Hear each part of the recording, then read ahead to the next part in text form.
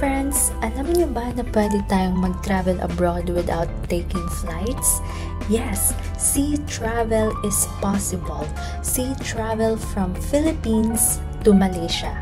Tumungo kami ng Zamboanga dahil dito merong biyahe papuntang Sandakan, Malaysia. Sumakay kami ng Allison Shipping Lines na may biyaheng Zamboanga to Sandakan and vice versa. Para magawa ito, kailangang makipag-coordinate tayo sa Allison Shipping Lines. Medyo mahirap lang kasi walang fixed schedule. Minsan ang biyahe ay twice a month, minsan naman daw ay once a month.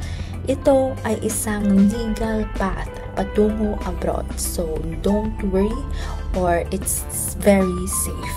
Ang biyahe ay 22 hours at ang ticket ay nagkakahalagang 5,500 pesos plus 1,620 pesos na travel tax.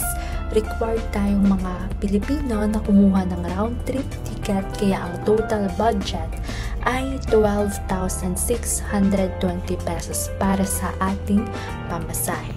So here's a glimpse of Sandakan, Malaysia. Kung kayo ay interesado sa panibagong paraan para makapunta abroad, please like, follow, and subscribe for more. See ya!